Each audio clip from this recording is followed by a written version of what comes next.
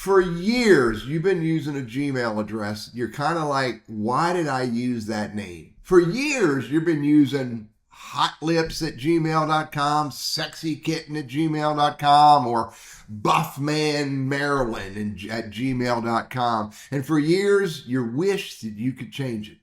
Well, your wish has come true. Now, as of January 2026, you can change your Gmail email address. Let me show you how to do it. The best way to do it is in a web browser. It's just far easier. You can do it on a mobile as well. So you go to manage your Google account. In manage your Google account, you go over here to personal information and you click on email. Right here, you click on email.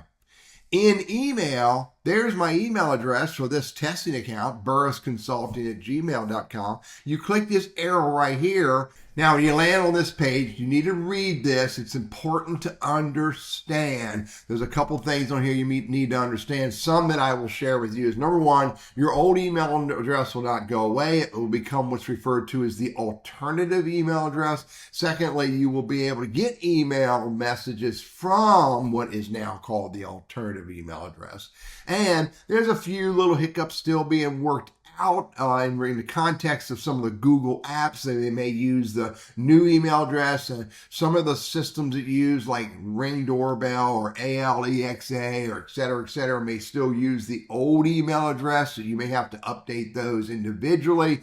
And last thing to pay attention to is that once you do this, you can't pick another new email address for a year. You can switch back to the alternative, but you can't get another new one for a year. So you come down here in the username box and you type in the email address.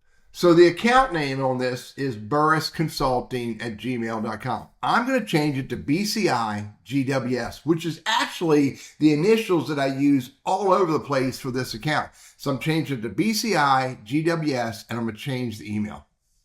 Read the pop-ups. The email you choose here will be associated with this Google account only. You won't be able to use this email address to create a new Google account in the future. Listen to those words. You will not be able to use this email address to create a new Google account in the future. And I think the words there are ever.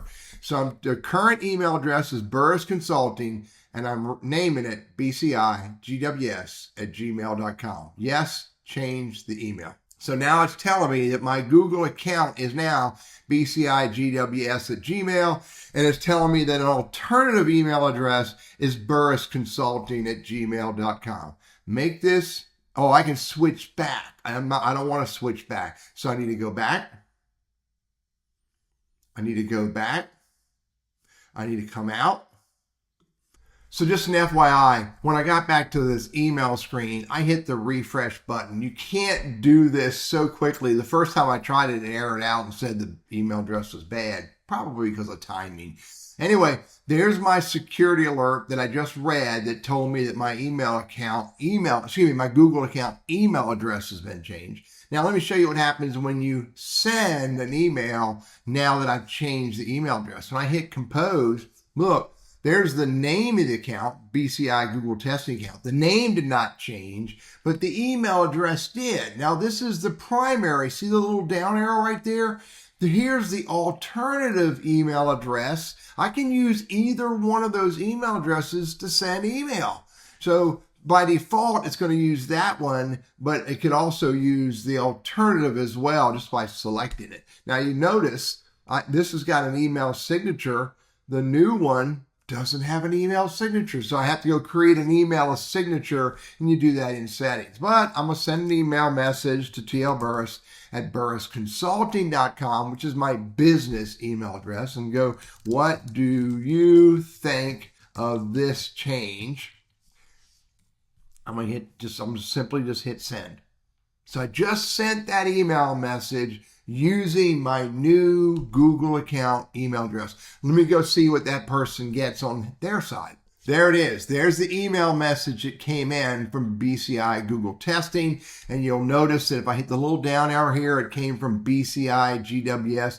Point of interest, I did not have that email address in my contacts when I first did this testing. And when I first received an email message from this new email address, I got a big spam alert.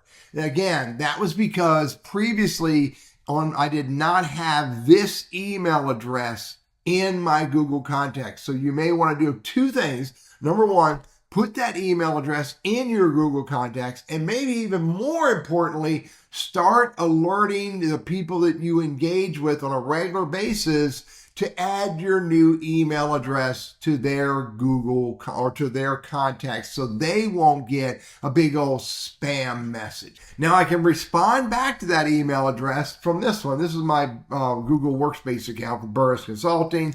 Thanks for the update. And I'm going to hit send. Now I'm going to show you one other thing too, just so you know. Remember I said you can use the alternative email address? So I can send an email address to Burris Consulting. Let me type it all in. Consulting. There it is. Burris Consulting. That's the alternative email address. Hey, does your old email address still work? And I'm going to send that. Let's go back to the email account that I just changed the email address on.